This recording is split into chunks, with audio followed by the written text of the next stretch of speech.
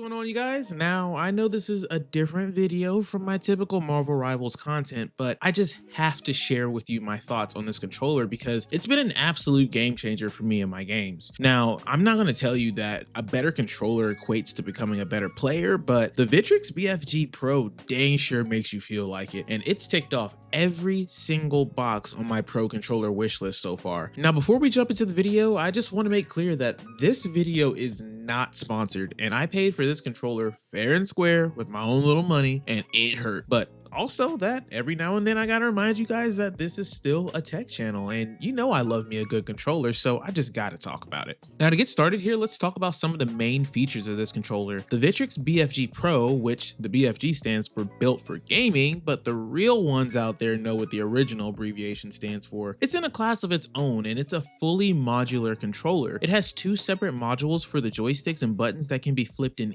any orientation, as well as swapped out for their trademark fight pad. And the controller also has 4 mappable back paddles and an extremely unique Hall effect 5-way trigger stop design that I have never seen before. And the controller also comes with free Dolby Atmos to significantly enhance your headset audio, but that only works whenever you're using the wired jack on it anyway. Lastly, the BFG Pro can be used wirelessly via a dongle or Bluetooth connection, and it can also be used wired via USB-C cable for faster response times. It's safe to say that this controller is absolutely stacked with customizable options that can be tailor fit to whatever kind of gamer you are. And given PDP's track record of making controllers and gamepads for every major console brand, I personally think that the BFG is their crowning achievement. This thing feels premium, and its sleek black purple motif is right up my alley, and it has a great weight to it that's somewhere in between the density of an Elite and the lightweight feel of a Wolverine V3. Now, the triggers and buttons, though not being mouse click buttons like the Wolverine V3, feel very responsive and clicky in their own right, and the rubberized textured grip makes for an extremely comfortable gaming session. And speaking of which, I've owned this controller for a little over a month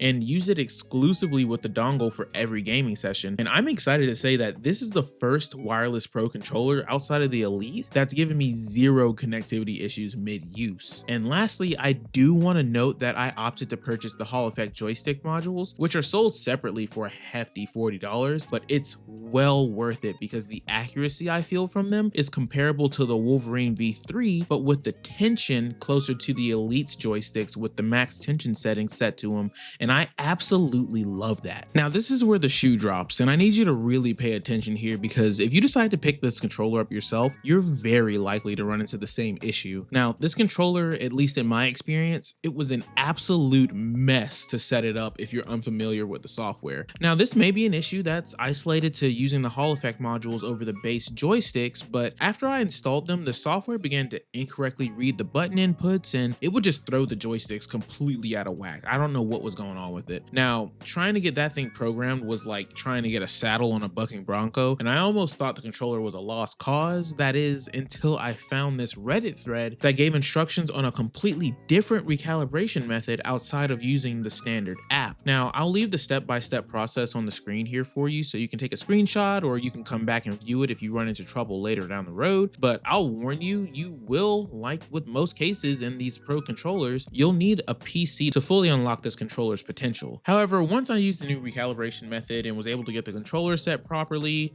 I've yet to have any more issues after that. The next problem I had with this controller was with the triggers themselves. Now, like I mentioned earlier, these are 5-stop Hall effect triggers that use tension release mechanisms to set your stop depth over having a standard hard stop like button that's there. And the benefit is that you can achieve a full trigger activation at any stop level thanks to the Hall effect technology, but it's a double-edged sword in that it makes the triggers extremely sensitive. So trust me when I say that you'll have a ton of misclicks just getting used to using this controller. Now, the way I worked around it was by decreasing the dead zones on the controller app to make them less sensitive, but ultimately I just had to learn better trigger discipline in the end. My last gripe with this controller is the overall price, honestly, and this thing is not cheap. The base model is going for $180 US already, and the Hall Effect modules, and trust me, you want those Hall Effect joysticks, are an additional $40 US.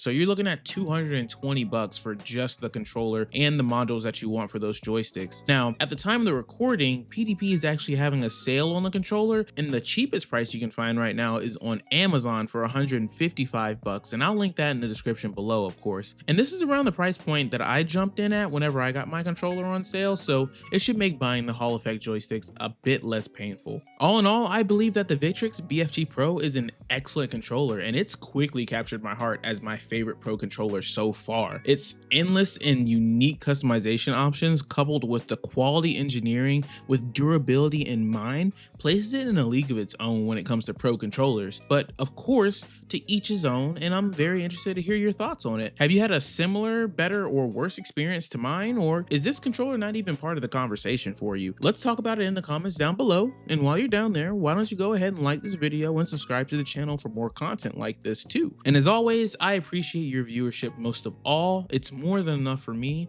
and I hope you have a wonderful rest of your day. Peace.